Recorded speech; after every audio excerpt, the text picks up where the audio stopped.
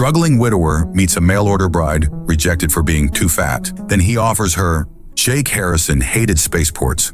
The noise, the crowds, the endless parade of alien species brushing past him. It all made his skin crawl.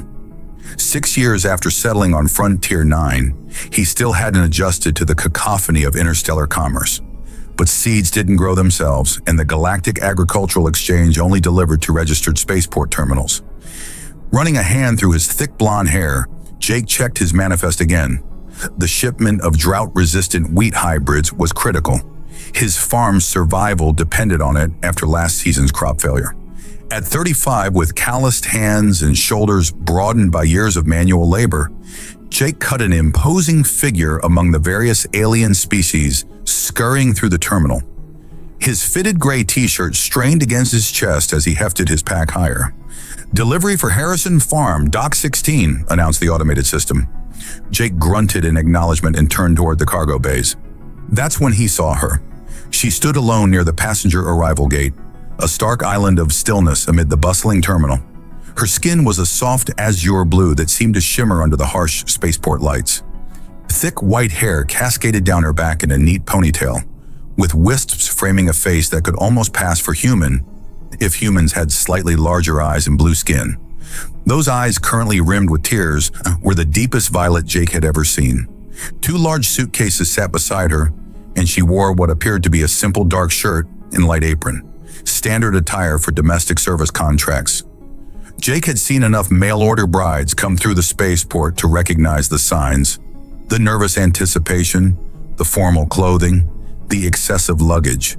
But he'd never seen one abandoned. Despite his better judgment, Jake found himself changing course. As he approached, he noticed how she tried to compose herself, quickly wiping away tears with blue fingers that trembled slightly. "You all right?" he asked, his voice gruffer than intended. She startled, those violet eyes widening. "Yes, I am fine," she replied in surprisingly good English, though her accent lilted in unfamiliar places. "Just waiting." Jake shifted uncomfortably. "Been waiting long?" Her shoulders slumped slightly. 3 hours. "Your sponsor not show up?"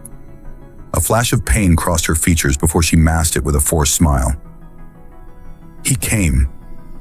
He saw. He left."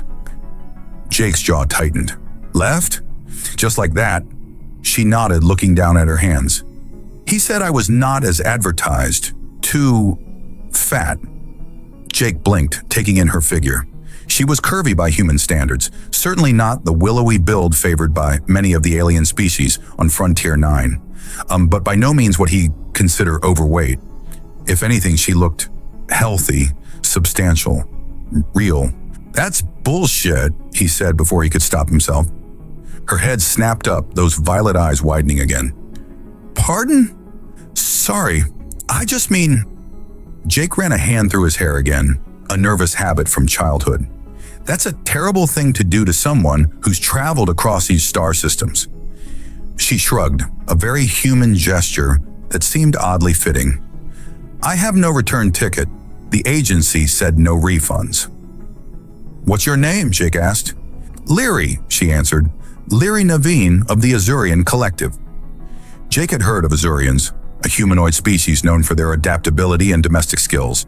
They were popular as companions in frontier worlds due to their compatibility with human biology and their generally agreeable nature. "I'm Jake Harrison. I have a farm about 30 kilometers from here." Leary nodded politely, clearly wondering why this human male was still talking to her. Jake surprised himself with his next words. "Look, I don't know what your plans are now, but if you need a place to stay while you figure things out, I've got a spare room." Her expression shifted from surprise to suspicion. "Why would you offer this?" It was a fair question. Jake wasn't known for his charity or sociability. Most folks in town knew him as the quiet widower who kept to himself, the man who'd come to Frontier 9 to escape memories too painful to face on Earth. "Because it's the decent thing to do," he said simply. "No strings attached. You can help around the farm if you want to earn your keep, but it's not required, just until you figure out your next move." Leary studied him for a long moment, those violet eyes seeming to peer straight through him. Finally, she nodded. I accept your offer, Jake Harrison. I will not be a burden. Never said you would be, Jake replied, reaching down to grab one of her suitcases. My transport's this way. We should get going if we want to make it back before dark. As they walked through the terminal, Jake couldn't help but notice the curious glances thrown their way. An Azurian mail-order bride and a human farmer made an unusual pair, even on a frontier world where strange alliances were commonplace. The ride back to the farm was mostly silent, punctuated only by Leary's occasional questions about local flora they passed. Jake found her curiosity refreshing. Most settlers complained about Frontier 9's harsh landscape, but Leary seemed genuinely fascinated by the red-tinged vegetation and the twin moons just beginning to appear in the afternoon sky. And as they crested the final hill and his farmstead came into view, a modest prefab house with several outbuildings and 20 hectares of cultivated land, Jake felt an unexpected twinge of embarrassment. It wasn't much compared to the gleaming spires of the Azurian collective he'd seen in promotional videos. It's not fancy, he said preemptively. Leary's gaze swept across the property, taking in the fields, the small orchard, and the house with its wide porch. It is peaceful, she said finally. I like it. Something in Jake's chest loosened at her words. For the first time since arriving at the spaceport, he felt the tension in his shoulders ease. Well, he said, pulling the transport to a stop, welcome to Harrison Farm. Jake woke before dawn, as he always did. For a moment he stared at the ceiling, listening to the unfamiliar sounds of another person moving about his house. It had been 3 years since Sarah's death, 3 years of waking to silence. He pulled on his work clothes and made his way to the kitchen, where he found Leary already awake. She stood at the stove, her white hair tied back, wearing the same clothes from yesterday. You're up early, Jake said, startling her. Leary turned, a spatula in her blue hand. On Azuria, we rise with first light. I hope I did not wake you. No, I'm always up at this hour. Jake moved to the coffee maker, acutely aware of how they navigated around each other in the small kitchen. You didn't have to cook. I wanted to. She gestured to a plate of what appeared to be scrambled eggs, though they had an unusual purple tint. I found some eggs in your cooling unit and added some Azurian spice from my luggage. I hope that is acceptable. Jake took a tentative bite and was surprised by the pleasant, slightly sweet flavor. It's good. Different, but good. They ate in companionable silence, the rising sun casting long shadows across the kitchen. Jake couldn't help noticing how the morning light caught in Leary's hair, giving it an almost luminescent quality. I would like to see your farm, Leary said as they finished breakfast. Perhaps I can be of assistance. Jake nodded, oddly pleased by her interest. I need to check the eastern field today. The soil sensors are showing some abnormal readings. Outside, the air was crisp with morning coolness. Jake led Leary toward the eastern fields, explaining his farming operation as they walked. He'd settled on Frontier 9 after Sarah's death, using his military pension to purchase land on this newly terraformed world. The colony needed food production, and Jake needed purpose. These wheat hybrids should be more resistant to the local soil chemistry, Jake explained, showing Leary the seedlings he'd planted last week. But something's not right. Leary knelt beside a row of plants, her brow furrowed in concentration. Her fingers gently touched the yellowing leaves. These plants are sick, she said simply. Yeah, I figured that much. Jake squatted beside her, close enough to catch her scent. Something like cinnamon and rain.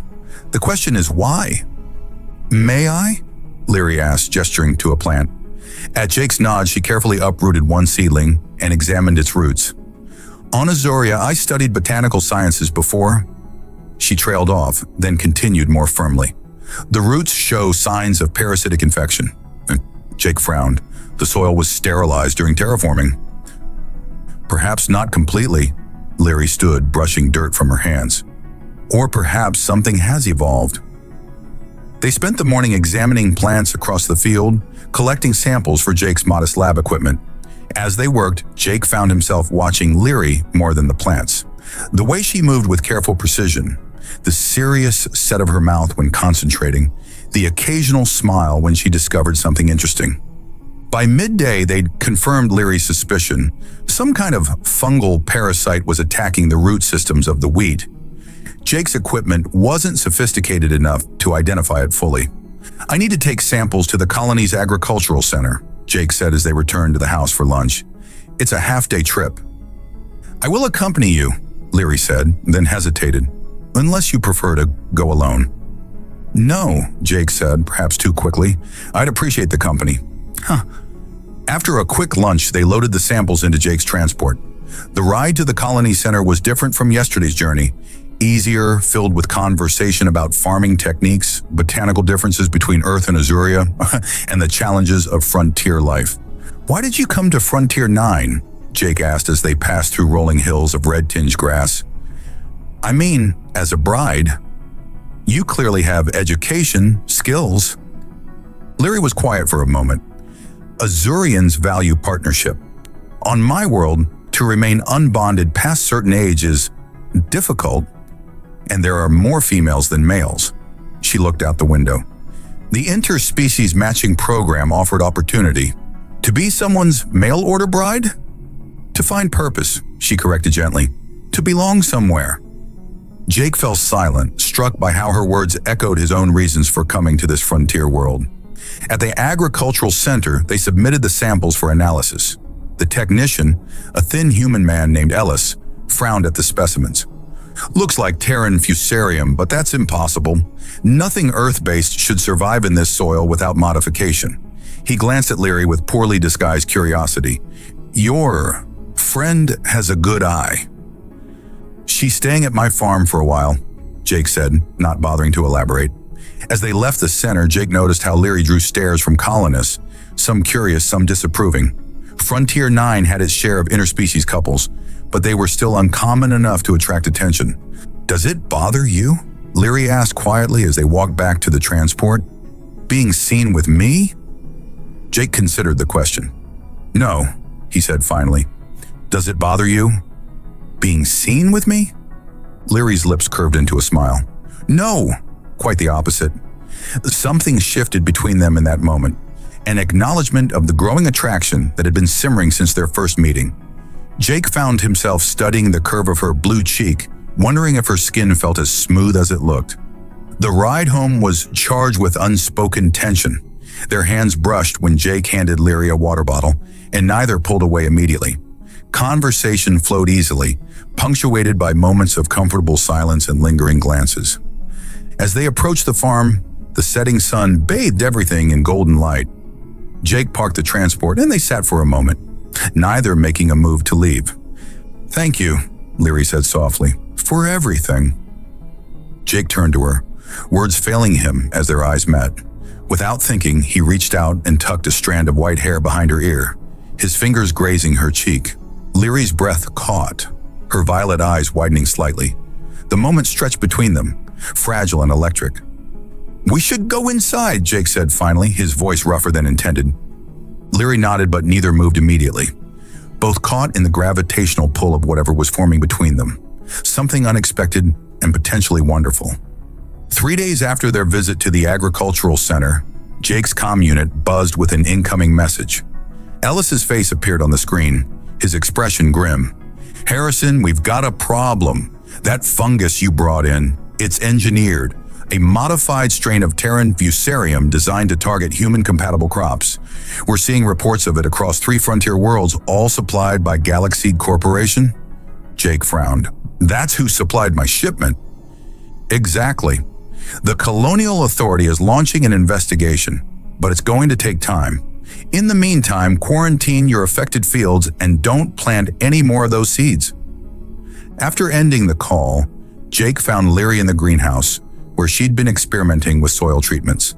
The morning light filtered through the transparent panels, casting dappled shadows across her blue skin as she bent over a row of seedlings.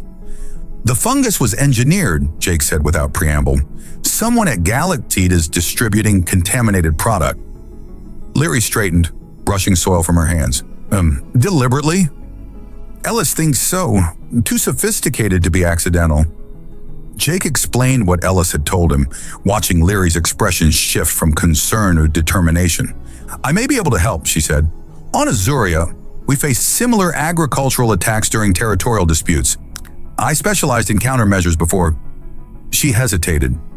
Before I chose to leave, there was something in her voice, a hint of a story untold, but Jake didn't press. Everyone on the frontier had passed they preferred not to discuss. His own reasons for leaving Earth after Sarah's death weren't something he shared easily. "Show me what you know," he said instead. They spent the day in his small lab, Leary demonstrating techniques for isolating and neutralizing the pathogen. Jake found himself repeatedly distracted by her proximity. The brush of her arm against his as they worked side by side, the faint, sweet scent of her skin, the graceful movements of her blue fingers as she manipulated lab equipment. As evening approached, they prepared dinner together, moving around the kitchen with an ease that belied their short acquaintance. Jake opened a bottle of whiskey, real Earth whiskey, one of his few luxuries, and poured 2 glasses. "Two unlikely partnerships," he said, raising his glass. Leary smiled, the expression transforming her face. "To finding unexpected paths." The whiskey had a stronger effect on Leary than Jake anticipated. One glass left her cheeks flushed a deeper blue, her violet eyes sparkling with heightened animation. She told him stories of Azuria, its floating cities and bioluminescent forests, and asked endless questions about Earth. "What was she like?" Leary asked softly after a comfortable silence had fallen between them. "Your wife." Jake stiffened, surprised by the question. Few people on Frontier 9 dared to ask about Sarah directly. "How did you know?" "The way you sometimes look at nothing. The ring mark on your finger." Leary's gaze was gentle. "The extra bedroom with feminine things you never moved." Jake swirled the amber liquid in his glass. "Sarah was vibrant, a botanist. She's the one who taught me about farming." He took a breath. "Cancer took her 3 years ago." "I am sorry for your loss," Leary said, her hand moving to cover his on the table. Her skin was warmer than he expected, slightly textured like fine suede. "What about you?" Jake asked, not pulling his hand away. "You mentioned choosing to leave Azuria." Leary's gaze dropped. "I was unsuitable. My body type is considered unattractive by Azurian standards. Too round, too soft." Her free hand gestured vaguely at her curves. "And I questioned things I should not have questioned." "What things?" "Our biological engineering programs, the ethics of certain practices." She shrugged. It became easier to leave than to continue fighting. Jake found himself studying her, the fullness of her figure that humans would consider abundantly feminine, the intelligence in her eyes, the quiet strength in her bearing. "Their loss," he said simply. Their eyes met across the table, and something electric passed between them. Jake became acutely aware of her hand still covering his, the soft sound of her breathing, the way the kitchen light caught the silvery highlights in her white hair. "Jake," she said softly, "on Azuria, when 2 individuals share attraction, it is customary to..." The security alarm blared, shattering the moment. Jake was on his feet instantly, moving to the monitoring system by the door. The perimeter sensors showed a vehicle approaching, fast and without running lights. "Someone's coming," he said, reaching for the rifle he kept mounted beside the door. "And they're not announcing themselves." Leary moved to the window, peering cautiously through the blinds. 3 figures, armed. Jake's military training kicked in. "Back door, now!" They slipped out the rear entrance just as the vehicle pulled up to the front of the house. From their position behind the equipment shed, they watched 3 figures in dark combat gear emerge. 2 Saurians and a Denibian, all carrying pulse rifles. "Corporate mercenaries," Jake whispered. "Galaxseed must be cleaning up loose ends." "They will search the outbuildings," Leary said, her voice remarkably steady. Jake nodded. "We need to reach the transport. It's our only way out of here." The transport was parked behind the barn, 30 meters of open ground away. Jake calculated their odds. Not good, but better than being cornered. "Stay close to me," he said, gripping his rifle. "On my signal, run for the barn. Don't stop for anything." Leary nodded, her violet eyes determined. As the mercenaries entered the house, Jake and Leary made their move, sprinting across the open space between buildings. They were halfway to the barn when a shout went up. Energy pulses sizzled past them, scorching the ground at their feet. Jake returned fire, forcing the mercenaries to take cover. They reached the barn, ducking inside its shadowy interior. Jake led Lyra toward the back exit where the transport waited. "Can you drive?" he asked. "Yes." "Good. When we get to the transport, you drive. I'll keep them busy." Lyra caught his arm, her expression fierce in the dim light. "Jake, if something happens..." He didn't let her finish. Acting on impulse, he pulled her close and kissed her, a brief hard press of lips that contained everything he couldn't say. Her mouth was softer than he'd imagined, tasting faintly of whiskey and something sweetly alien. When they broke apart, her eyes were wide, but a small smile curved her lips. "That is very similar to Azurian custom." "Good to know," Jake said, returning her smile despite the danger. "Ready?" She nodded, and together they burst through the barn's rear door toward the waiting transport and whatever future lay beyond. The transport roared through the night, headlights off, guided only by Jake's knowledge of the terrain and the faint illumination from Frontier 9's twin moons. Lyra gripped the steering controls tightly, her blue knuckles almost white with tension as she navigated the rough back roads. 2 kilometers ahead, there's a settlement, Jake said, keeping his rifle trained out the window. Cooperstown, small community of independent farmers. "We'll be safe there." "You're certain?" Lyra asked, glancing at him. "Tom Cooper served with me in the Proxima conflict. He won't turn us away." The settlement appeared as a cluster of lights nestled in a shallow valley. Unlike Jake's isolated farmstead, Cooperstown consisted of about 20 homesteads arranged in a rough circle around a central commons area. A defensive perimeter fence surrounded the entire community. As they approached the main gate, Jake activated the comm unit. "Tom, it's Jake Harrison. We need emergency shelter." After a moment of static, a gruff voice responded. "Harrison, what the hell are you doing out at this hour?" "Corporate mercs hit my farm, Galaxied. They're cleaning up evidence of their contaminated product." A pause then. "Gates opening. Come straight to the main house." The gate slid aside and Lyra drove through into the settlement. Several armed figures emerged from buildings, keeping watch as they passed. Jake noted with approval that Cooper still ran a tight security operation.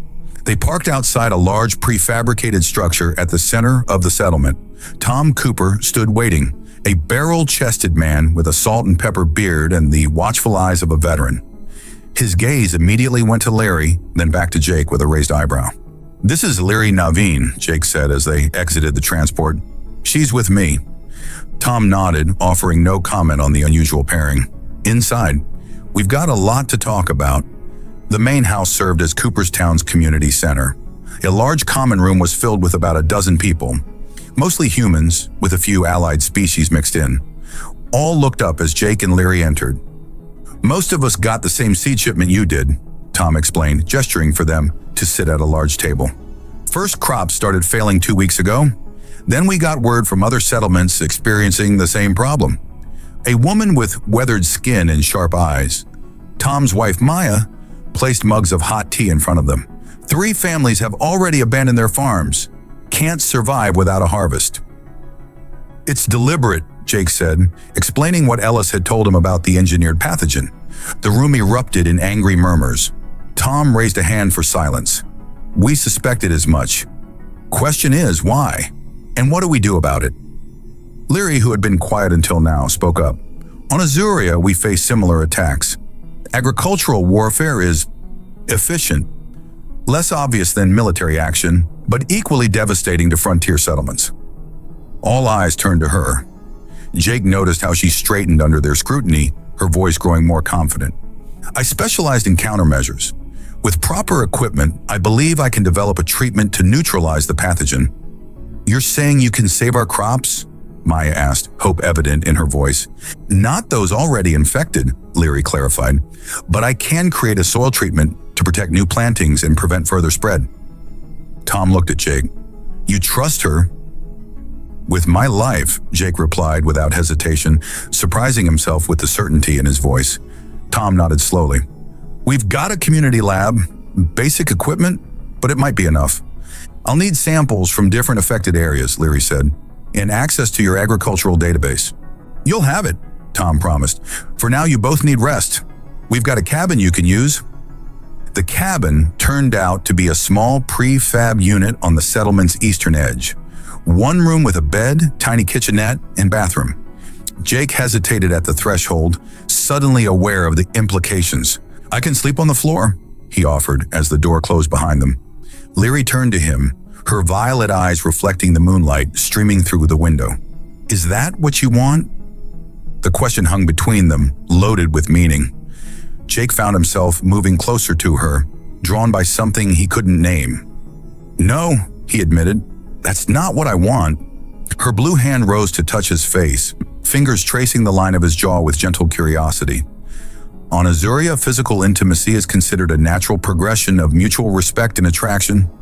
Is it different for humans? Jake caught her hand in his, bringing her palm to his lips. "Not so different."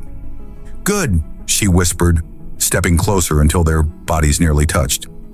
"Because I have respected you from the first moment, Jake Harrison, and my attraction has only grown stronger." The confession, delivered with such straightforward honesty, was quintessentially Leary. No games, no pretense, just truth offered openly. "I haven't felt this way since Sarah," Jake said, his voice rough with emotion. "Didn't think I could." "Yet here we are," Leary said, a small smile playing at her lips. "Here we are," Jake agreed, and finally closed the distance between them. Their second kiss was different from the hurried press of lips in the barn. This was exploration, discovery, the meeting of two different worlds finding unexpected harmony.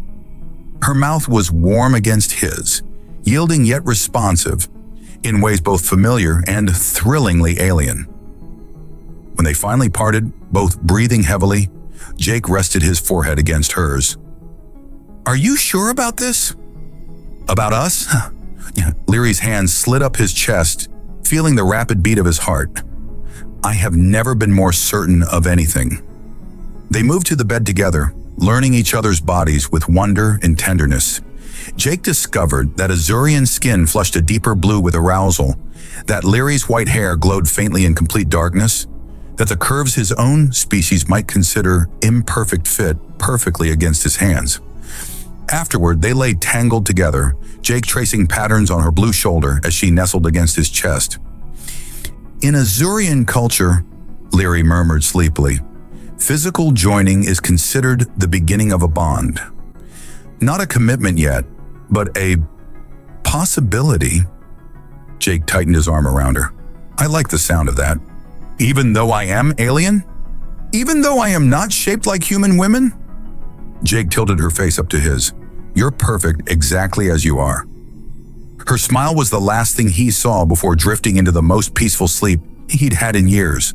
The warmth of her body against his, a promise of something he'd thought forever lost.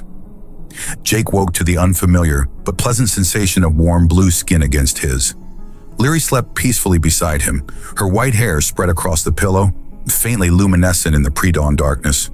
He allowed himself a moment to simply watch her, marveling at how quickly she had become essential to him. A soft knock at the door broke the spell. Jake carefully extricated himself from Leary's embrace, pulled on his pants, and opened the door to find Tom Cooper standing outside. "Sorry to disturb you," Tom said, his eyes taking in Jake's disheveled appearance with knowing amusement. "Colonial Authority officials just arrived. They're asking questions." Jake frowned. "That was fast." "Too fast," Tom agreed. "Something's not right. Meet me at the community center in 15 minutes. By the time Jake and Leary arrived at the community center, the place was buzzing with tension. Two Colonial Authority officials in crisp gray uniforms stood at the front of the room. A human man with a bureaucrat's pinched expression, and a tall Vexian with the characteristic ridge of spines along his skull. "Captain Dren Thax," the Vexian introduced himself, "Colonial Agricultural Protection Division. This is my associate, Mr. Pearson." Jake studied the alien official with instinctive wariness. Vexians were known for their rigid adherence to rules and regulations and their historical animosity toward human expansion. "We understand you've experienced crop failures due to a pathogenic agent," Thax continued, his vertical pupils scanning the room. "We're here to investigate and contain the situation." By contain, you mean what exactly? Tom asked. Pearson stepped forward. Standard quarantine protocols. No one enters or leaves the settlement until we've assessed the threat level. Murmurs of discontent rippled through the gathered farmers. Jake caught Leary's eye, noting her subtle frown. We've already begun developing a countermeasure, Jake said. Leary Naveen is a specialist in agricultural defense. Thax's gaze fixed on Leary, his expression unreadable. An Azurian. Interesting. Your credentials? I worked in the Azurian Agricultural Defense Institute for 8 cycles, Leary replied evenly, specializing in pathogen neutralization. And yet now you're here on a human frontier world, Thax observed. Quite a career change. Something in the Vexian's tone raised Jake's hackles. Before he could respond, Maya Cooper intervened. Captain Thax, we've provided soil and crop samples. What else do you need for your investigation? Access to all agricultural records and databases, Pearson replied, and private interviews with affected farmers. The meeting continued with the officials outlining increasingly intrusive containment protocols. As they spoke, Jake noticed Leary studying Thax with growing intensity. When the meeting concluded, Leary pulled Jake aside. Something is wrong, she whispered. The Vexian, his questions were not a standard investigative protocol. He seemed more interested in who knew what than in the pathogen itself. You think he's involved? I don't know, but we should be careful what information we share. They made their way to the community lab, where Leary had begun her work. The small facility was basic but functional, with equipment donated by various settlers over the years. I've isolated the pathogen structure, Leary explained, showing Jake the molecular models on her screen. It's definitely engineered and specifically designed to target crops compatible with human digestive systems. Jake frowned. Not just a contamination, then. A targeted attack. Yes, and I found something else. She pulled up another screen. The pathogen contains a genetic marker, a signature. It's Vexian biotechnology. Like our friend Captain Thax? Leary nodded grimly. The treatment I'm developing will work, but I need a catalyst, a compound called hexavalent rhodium. It's rare, but it should be present in the mineral deposits in the Northern Ridge. That's scavenger territory, Jake said, referring to the indigenous predators that inhabited the mountainous regions of Frontier 9. Dangerous. It's our only option. Without it, the treatment won't stabilize. Jake was about to respond when the lab door opened and a familiar face appeared. Ellis from the Agricultural Center, looking harried and exhausted. Harrison, he said, glancing nervously over his shoulder. I've been looking for you. Ellis? What are you doing here? Bringing you this. He handed Jake a data chip. I found something in the Galax seed files. They're not just distributing contaminated seeds, they're testing a bioweapon, and then they're doing it on human-settled worlds only. Jake inserted the chip into a reader. Pages of data scrolled across the screen. Shipping manifests, research notes, test results, all pointing to a deliberate campaign targeting human agricultural settlements. This goes beyond Galax Seed, Ellis continued. I found communications with officials in the Colonial Authority. Someone high up is helping them cover this up. Someone like Captain Thax? Leary suggested. Ellis nodded. Exactly like him. He arrived at the Ag Center yesterday, confiscated our samples, and ordered us to cease all testing. When I questioned him, he had me removed from the facility. Jake studied the data more carefully. These shipping records, they show deliveries to every human majority settlement in the sector. This isn't isolated, it's systematic. It's genocide, Ellis said bluntly. Slow, deniable genocide. Starve out the human settlements, make it look like crop failure, then swoop in and claim the abandoned territories. The implications were staggering. Jake looked at Leary, whose expression had hardened into determination. We need that catalyst, she said. With a working treatment, we have proof of both the attack and the solution. Jake nodded. I'll talk to Tom about organizing an expedition to the Northern Ridge. There's more, Ellis said hesitantly. The mercenaries who attacked your farm, they weren't just cleaning up evidence. They were looking for someone specific. He looked at Leary. An Azurian scientist who they believed might recognize the bioweapon signature. Leary's eyes widened. Me? But how would they know I was there? Your arrival was registered at the spaceport, Ellis explained, and your credentials would have been in the system. Someone connected the dots. Jake felt a cold anger building inside him. So this isn't just about crops. It's about silencing anyone who might expose the plot. Which means we're all in danger, Ellis concluded, especially her. Jake reached for Leary's hand, finding it surprisingly steady despite the revelation. Their eyes met, and he saw in her violet gaze not fear, but resolve. Then we better move quickly, Jake said. We need that catalyst. We need to complete the treatment, and we need to expose this conspiracy before Thax realizes what we know. Leary squeezed his hand. Together. The simple word carried weight far beyond its single syllable. A declaration, a promise, a commitment forged in crisis but rooted in something deeper. Whatever came next, they would face it as one. You're absolutely sure about this? Tom Cooper asked, spreading a topographical map across the planning table. The northern ridge glowed red on the digital overlay, indicating danger zones. We don't have a choice, Jake replied, checking the charge on his pulse rifle. Without the hexavalent rhodium, Leary can't stabilize the treatment. Dawn was still an hour away. Jake, Leary, Tom, and a small group of trusted settlers had gathered in their Tom's workshop, away from the prying eyes of Captain Thax and his people. The plan they'd formulated was risky but necessary.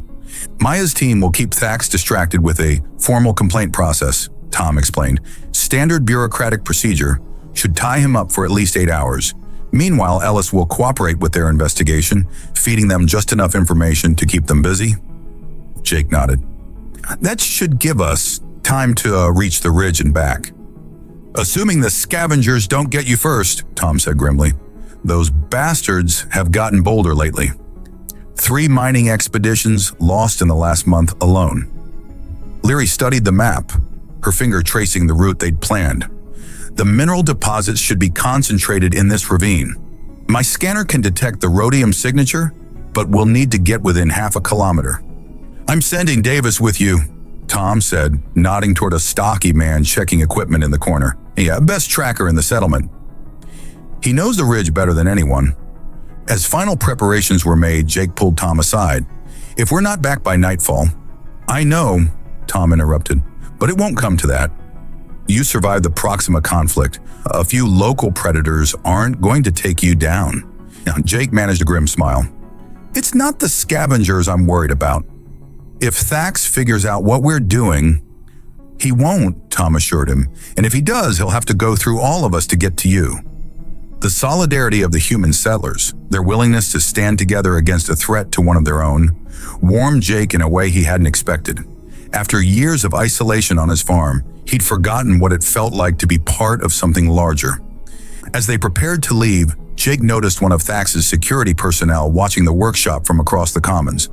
The alien's posture was too casual, his attention too focused. We've got eyes on us, Jake murmured to Davis, who nodded almost imperceptibly. Back exit, Davis replied under his breath. Transport's ready. They slipped out through a maintenance door, moving quickly through pre-dawn shadows to where a rugged all-terrain vehicle waited.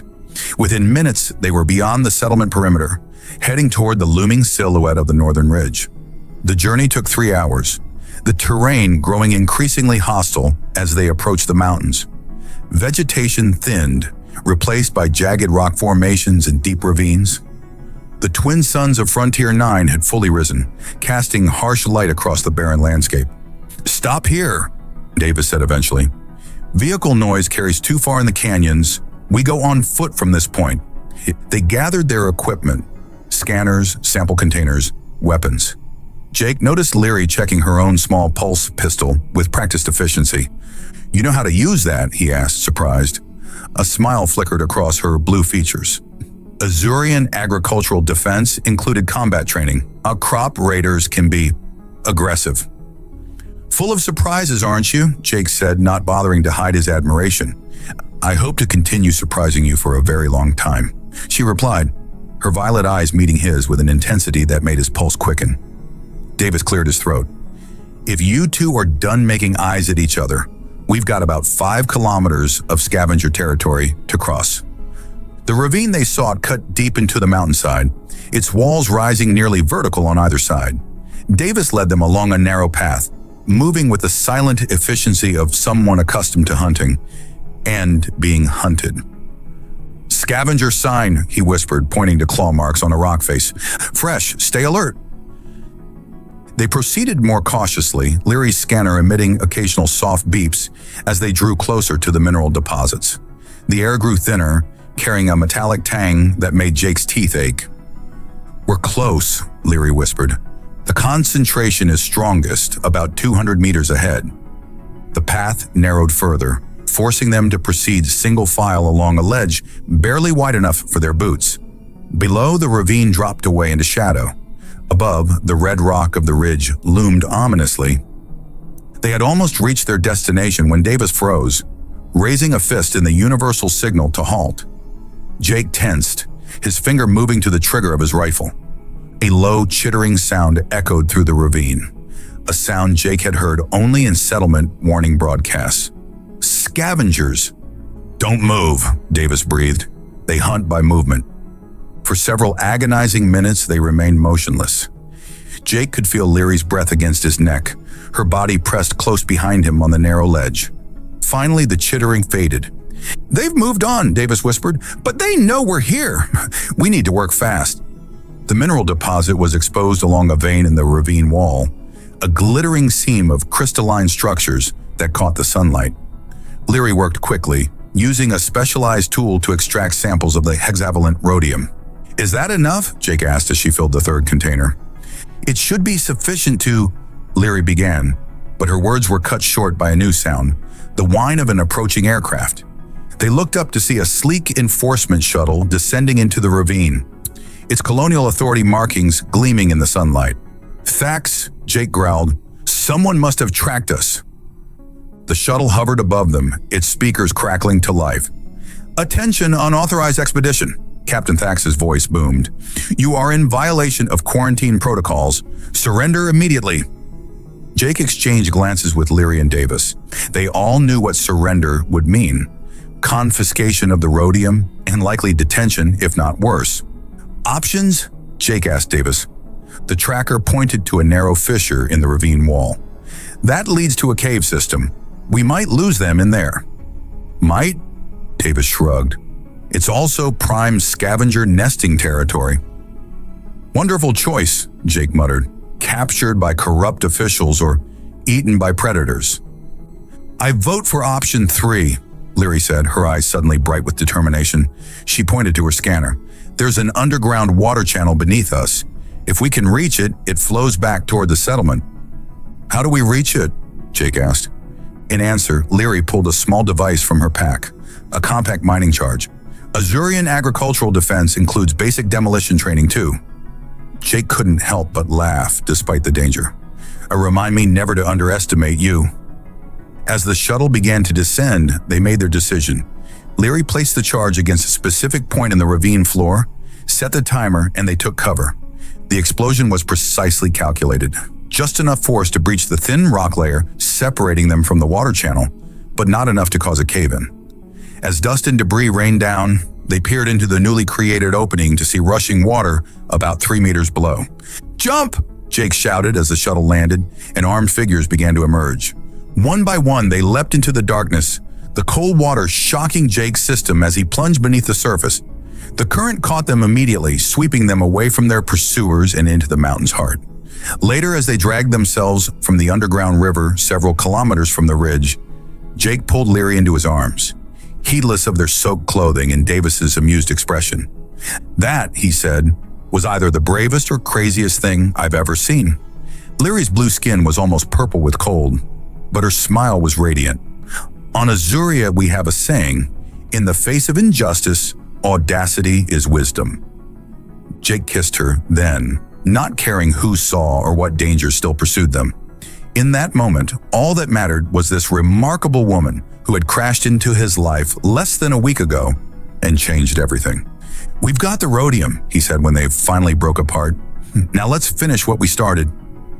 The sun was setting as Jake, Leary, and Davis approached Cooperstown, casting long shadows across the frontier landscape. They'd traveled cross-country to avoid the main roads where Thax's forces might be watching. As they crested the final ridge, Jake's heart sank. Colonial Authority shuttles surrounded the settlement. Armed guards patrolled the perimeter fence, and the main gate was sealed with an energy barrier. "Lockdown," Davis muttered. "Thax isn't taking chances." Jake studied the settlement through his field glasses. "They've got people gathered in the commons. Looks like they're being held there." Leary's hand found his, her blue fingers intertwining with his tanned ones. "We need to get inside. Without the lab equipment, the rhodium is useless." Davis gestured toward a rocky outcropping half a kilometer from the settlement's eastern edge. "There's a way in." The original settlers built emergency tunnels, access points that don't appear on official maps. "Tom never mentioned tunnels," Jake said. "Because they're only for true emergencies," Davis replied. "Like now." The tunnel entrance was concealed beneath a natural rock formation, revealed only when Davis manipulated a seemingly ordinary stone. A narrow passage opened, barely wide enough for Jake's broad shoulders. "It comes out in the storage cellar beneath the community center," Davis explained. "If we're lucky, Thax hasn't found it." They moved through the darkness, guided by Davis's small light. The air was stale and thick with dust, suggesting the tunnel hadn't been used in years. After what felt like an eternity of crawling through the cramped passage, they reached a metal hatch in the ceiling. Davis pressed his ear against it, listening intently before nodding. "Clear," he whispered, and carefully pushed the hatch open. They emerged into a dimly lit storage room filled with preserved food and emergency supplies. Jake could hear voices from above, the harsh tones of Thax's security personnel and the more subdued responses of the settlers. Davis pointed to a service door. "That leads to the back hallway. The lab is 3 doors down." Jake turned to him. "Get to Tom if you can. Tell him we've got the rhodium and Leary's ready to synthesize the treatment." Davis nodded and slipped away, leaving Jake and Leary to make their way to the lab. They moved cautiously, freezing at every sound.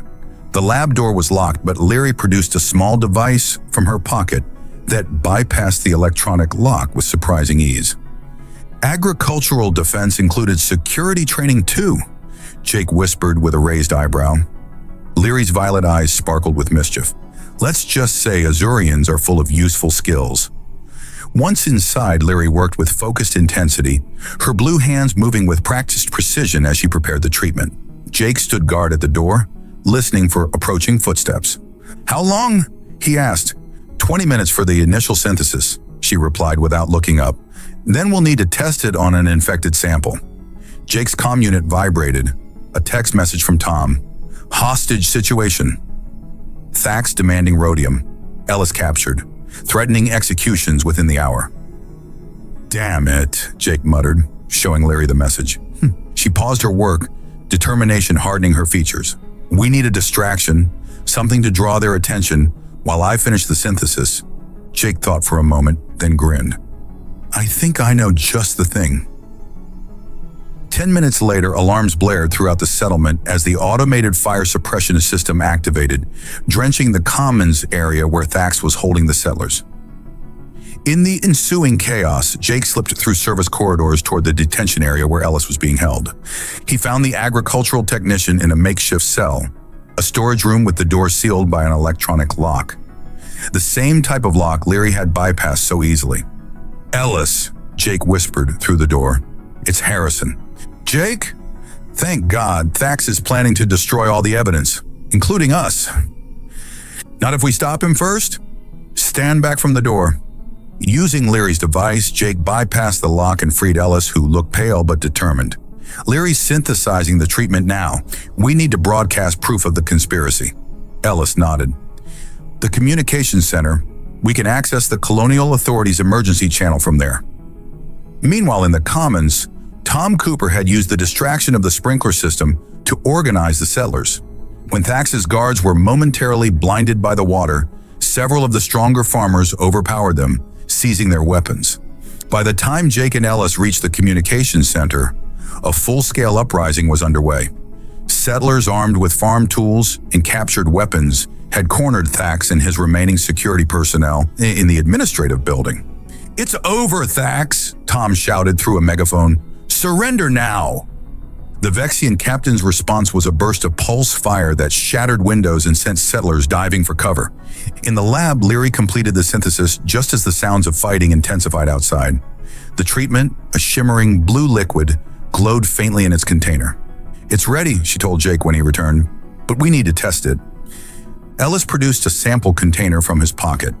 "Infected soil. I managed to hide it when they confiscated our other samples." They watched as Leary applied a drop of the treatment to the infected soil.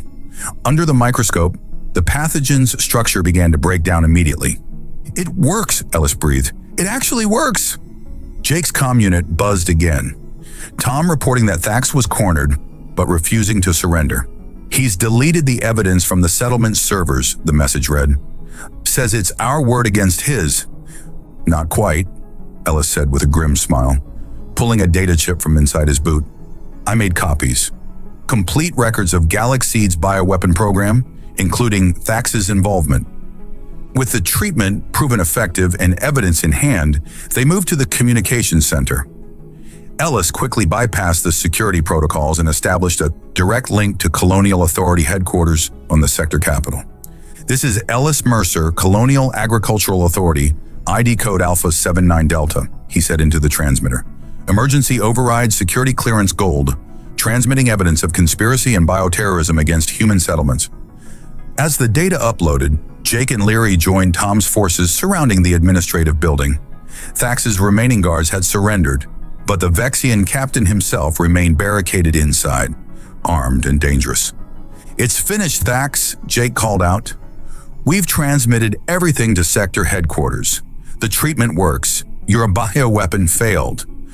There was a long silence, then the door slowly opened. Captain Thax emerged, his vertical pupils constricted with rage. "You humans," he spat. "Always interfering, always surviving. The frontier was never meant for your kind." "And yet here we are," Jake replied evenly. "Surviving. Together." Within hours, Colonial Authority reinforcements arrived, legitimate ones this time, led by a stern human admiral who placed Thax under arrest and ordered a full investigation of Galaxy Corporation. As the settlement celebrated their victory, Jake found Leary standing alone on the porch of their borrowed cabin, gazing at the stars. "Thinking of Azuria?" he asked, joining her. She shook her head. "Thinking of here? Of now?" Her violet eyes met his. "The Colonial Authority has offered me a position developing agricultural defenses for frontier worlds." "That's wonderful," Jake said, though his heart sank at the thought of her leaving. "I turned it down," she said simply. "What? Why?" Leary's blue fingers traced the line of his jaw. "Because there's a farm that needs rebuilding, and a farmer who offered temporary shelter to a rejected mail-order bride." Jake caught her hand in his. "What if the offer changed? What if it wasn't temporary anymore?" Her eyes widened slightly. "Jake?" He took a deep breath. "I know it's fast. I know we come from different worlds, but these past days have shown me something I thought I'd lost forever. A future worth fighting for. Worth living for." He squeezed her hand. "Stay with me, Leary. Not as a guest, as my partner, my wife." Leary's luminescent white hair seemed to glow brighter in the moonlight as her face broke into a radiant smile. "On Azuria, there is a belief that souls find each other across the vastness of space and time." She stepped closer, her body fitting perfectly against his. "I think mine found yours in that spaceport." Their lips met in a kiss that held promise, passion, and the certainty of a shared future. When they finally broke apart, Jake rested his forehead against hers. "So that's a yes?" he asked, a smile tugging at his lips. Leary laughed, the sound like music in the quiet night. "Yes, Jake Harrison. That is most definitely a yes." 3 months later, Jake's farm was flourishing. The treatment Leary had developed had not only neutralized the pathogen, but had made the soil more fertile than before. Their first crop was already showing signs of becoming the most abundant harvest in the settlement's history. As Jake stood on the porch of their rebuilt home, watching Leary work in the experimental garden she'd created, he marveled at how completely his life had transformed. From lonely widower to husband again, from isolated farmer to respected member of a united community. All because he'd offered shelter to a blue-skinned alien woman who'd been rejected for being too fat. Leary looked up, catching his gaze, and smiled. That same smile that had first begun to heal his heart in a bustling spaceport. She set down her tools and walked toward him, her movements graceful despite the slight waddle that had developed recently. Her hand rested on the gentle swell of her abdomen, the unexpected but joyous result of their compatible biology. Their child, the first human Azurian on Frontier 9, would be born when the harvest was complete. "What are you thinking about?" she asked, joining him on the porch. Jake pulled her into his arms, marveling, as always, at how perfectly she fit against him. "I'm thinking that sometimes the universe gets it right. Even when alien matchmaking services get it wrong," she teased. "Especially then," Jake replied, kissing the top of her head. "Their loss, my gain." As the twin sons set over their thriving farm, Jake Harrison held his wife close, grateful for the twist of fate that had brought them together. A struggling human widower and a mail-order alien bride, rejected for being too fat, who had found in each other exactly what they needed: a home, a purpose, and a love that transcended the stars.